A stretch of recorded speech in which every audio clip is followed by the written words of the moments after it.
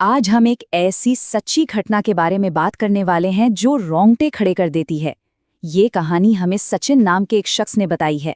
उनके परिवार ने इंडियन आर्मी के एक कैंटोनमेंट में कुछ ऐसा महसूस किया, कुछ ऐसा अनुभव किया जिसने उनकी दुनिया ही बदल कर रख दी। सचिन की ये एक लाइन पता है, आने वाले भयानक वक्त की तरफ इशारा करती है।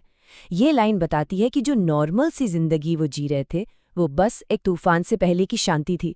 सब कुछ बदलने वाला था, हमेशा के लिए। तो चलिए इस कहानी में थोड़ा और गहरा उतरते हैं और सबसे पहले ये समझते हैं कि परिवार की बैकग्राउंड क्या थी और उन्होंने उस नए घर में जाने का फैसला आखिर क्यों किया।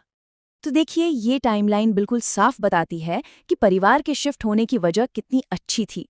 वो अपने बच्चों को एक बेहतर भविष्य देना चाहते थे और इसी उम्मीद के साथ उन्होंने उस घर में अपना पहला कदम रखा था।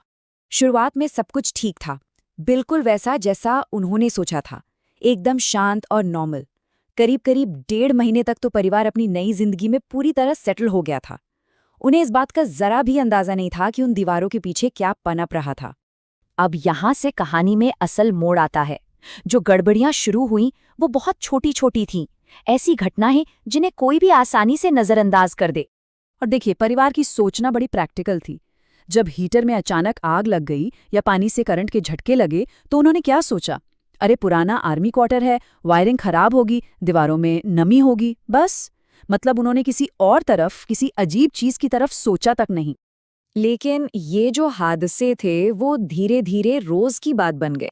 कभी किचन में काम करते हुए हाथ कट जाना, तो कभी कटी हुई सब्जियों का अपने आप चूल्हे से नीचे गिर जाना।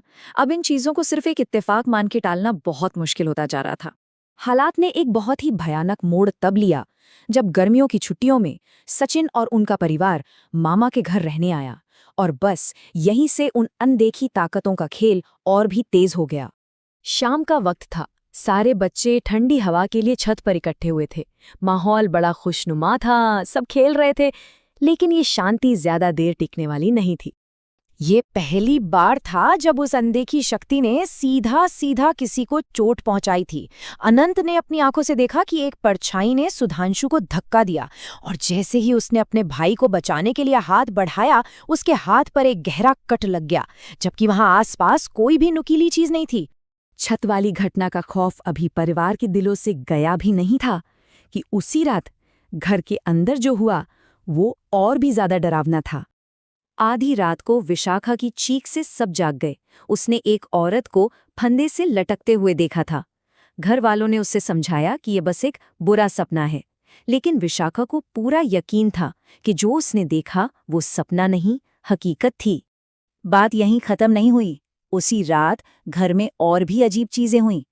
बंद पड़े पंखे से ऐसी आवाज आने लगी जैसे कोई उसे अपने हाथ से घुमा रहा हो। और फिर जब सचिन की मम्मी को बाथरूम में किसी ने जोर से धक्का दिया, तो सचिन ने अंदर जाकर अपनी आंखों से कोने में एक काली परछाई को खड़े देखा। मामला और भी ज्यादा गंभीर तब हो गया जब सचिन के मामा छुट्टी पर घर आए।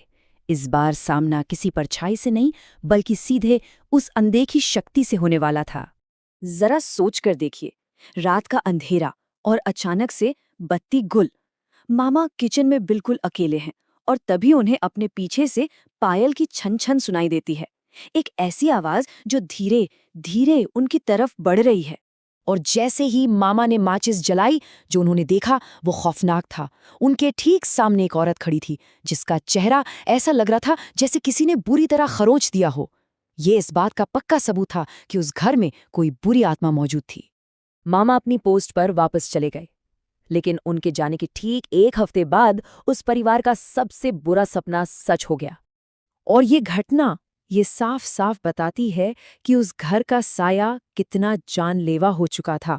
विशाखा ने अपनी आंखों के सामने देखा, उबलती चाय की केतली अपने आप हवा में उठी और सीधे सो रहे मासूम सुमित के ऊपर गिर गई।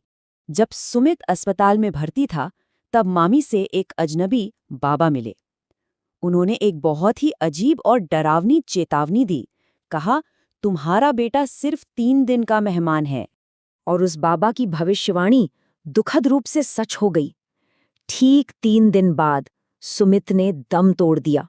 ये इस कहानी का सबसे दर्दनाक, सबसे विनाशकारी मोड़ था। इस भयानक हादसे के बाद परिवार को ये यकीन हो गया कि वो घर मौत का कुआं है। उन्होंने फौरन वो क्वार्टर खाली कर दिया और फिर कभी पलटकर वहां नहीं गए। सालों बाद जब सचिन ने उस घर को देखा, जो अब एक खंडहर बन चुका था, तो उसे आज भी वहां से एक बहुत ही नेगेटिव एनर्जी महसूस हुई। उसे लगा जैसे कोई आज भी उस घर के अंदर से उसे घूर रहा है। तो ये कहानी हमें एक बहुत ही डरावने सवाल के साथ छोड़ जाती है। आखिर कौन था वो? बरेली के उस आर्मी क्वार्टर में किसकी आत्मा भटकती है? और क्या वो आज भी उस वीरान खंडहर में अपने अगले शिकार का इंतजार कर रही है?